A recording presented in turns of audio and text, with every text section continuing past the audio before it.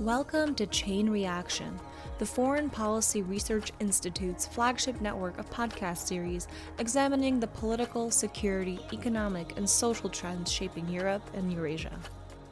Throughout the year, we're talking with experts about developments in Russia's war in Ukraine, the new European security order, the past, present, and future of the Baltic states, Russia's political economy, and great power competition in the region.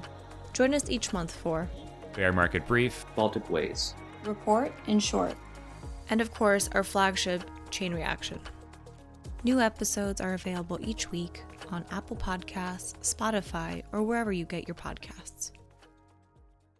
This week on Report in Short. Kyrgyzstan, Central Asia's island of democracy, sinks into authoritarianism. This is Report in Short, the podcast where we bring you the latest in FPRI Eurasia program research in a bite-sized format. I'm your host, Aaron Schwartzbaum. What made Kyrgyzstan's democracy special, and why is it backsliding now? The report's author, Bruce Pannier, joined to discuss. If this topic is up your alley, make sure you read the report at the link in the description. This is Report in Short. Let's dive in. Bruce, welcome to Report in Short. Time is money here, so let's start with a quick introduction of yourself. Hi, I'm Bruce Pannier. I'm a journalist who's been covering Central Asia for more than 35 years. Tell me about the origin of this report you wrote. You've been, as you just said, Central Asia specialist for a long time now, but why Kyrgyzstan? Why now? Because I've been following Kyrgyzstan for all these years, and you can see that something different, very different, is happening in Kyrgyzstan now. It used to be, relative to the region, a liberal country, and I mentioned that people used to call it the island of democracy, but all of a sudden, a lot of things are headed in the opposite direction, and it's starting to look a lot more like some of its authoritarian neighbors. Was there a particular event here that sparked your interest, or was it the general trend? It's the coming to power of this new government and this new regime. When Sadr Japarov ended up taking over the reins of power in the country and brought in a couple of his close associates to help him run things, everything started to change. The constitution was changed. It went from a pro-parliamentary system to being a very strongly pro-presidential system. And the things that had distinguished Kyrgyzstan for so long from its neighbors started instantly to be eroded. So we're going to get into all of the aforementioned over the course of the next few minutes. Let's talk about Japarov. He has kind of a colorful biography, shall we say. Tell me a little bit more about him. Well, he was kind of a small-time businessman in his area. He comes from the far northeast of Kyrgyzstan originally, but he hooked on after the first revolution in 2005.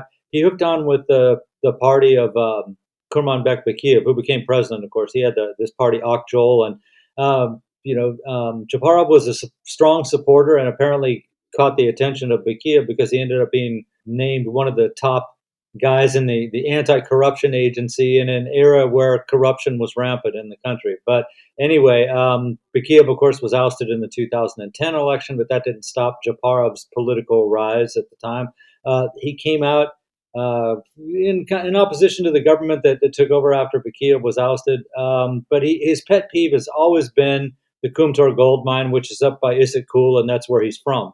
He thought that should be nationalized. He thought Kyrgyzstan should be getting all the money for that. But it coincided with his own political aspirations. So he came out against this. He was caught in 2012 for trying to overthrow the government, as it says. They stormed the government building in Bishkek, jumped over the fences. He was arrested with a couple other people. He was sentenced to prison. Or at least at the trial, he was sentenced to prison, but the trial was so unpopular with so many people, the judges were being threatened and everything, that in the end, for attempting to overthrow the government, him and someone named Kamchi Bektashev, and we'll get to him in a minute, and another guy named Mamitov, I can't remember his person. Anyway, Talant Mamitov, right. All three of them were arrested. They were sentenced to 18 months in prison for trying to overthrow the government. But in any case, they didn't even do that much time. I think they were only like 3 or 4 months before the pressure on the judiciary forced them to cave and review the decision. And on appeal, all of them were let go. It didn't stop Japarov and his friends from their goals. Not long after that, he was out in his home area, Karakul, up by Issyk-Kul, and during a protest to nationalize the Kumtor gold mine, things got a little.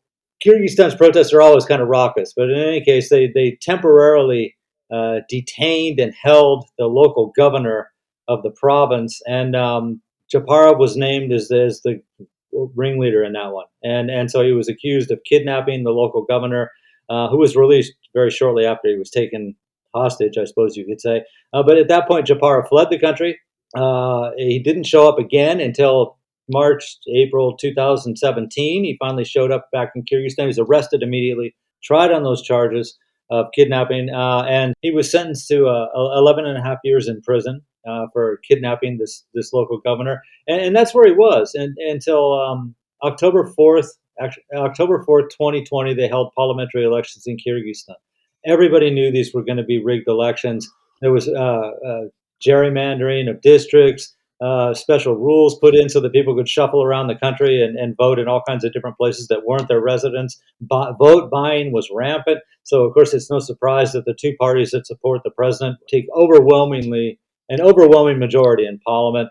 People are upset with that. Then you end up with the third Kyrgyz revolution, which started on October 5th, 2020.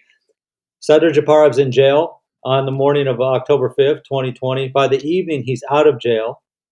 He's been freed along several other political prisoners, they would call them, were freed during the unrest on October 5th. On October 6th, there's already a meeting at one of the hotels in Kyrgyzstan where 30 members of parliament are attending, along with supporters of Sadr Japarov, who suddenly has this great social media campaign going on saying this is the obvious president of our country. He's a true Kyrgyz nationalist. He's what we need to get the country rolling. And it was just amazing that this guy who had been in jail for 4 years, or almost 3 years anyway, he went from being prisoner to being the nominee to be the prime minister after the government had been overthrown. He would have been named prime minister on October 6th, but they didn't have enough deputies for a quorum. And that was the only reason. So they kept doing these meetings again and again. He's finally, they get enough people there. He becomes the acting prime minister of the country. By then, the president, who was nowhere to be seen in the first days of this revolution, had reappeared, seeing that there was nothing he could do. This guy and his supporters, who, like I said, just kind of came out of nowhere. It was really done on social networks, but people started showing up that said they were supporters of Sadr Japarov. So the president at the time, whose name was Soronbay Jeenbekov, resigns. Now there's nobody to be president. So Sadr Japarov is also named acting president for a while. So he went, in like a 2-week period, he went from being a prisoner to holding the top 2 spots in the government. Fascinating. Really meteoric rise, one could say. So you talk about in the report the kind of personalist politics which characterize a lot of political systems in the region. So I get the sense that Japarov has like a nationalist streak, kind of a brawler. Any other things we should know about his personality, who he is, the way he communicates? Well, at least, when he's talking to the public, he's all about order in the country, and to be fair, Kyrgyzstan, 3 revolutions, right, since 2005. Protests and, get pretty heated sometimes, and always have since independence. There's a lot of bickering in parliament. So he promised he was going to get rid of all this stuff.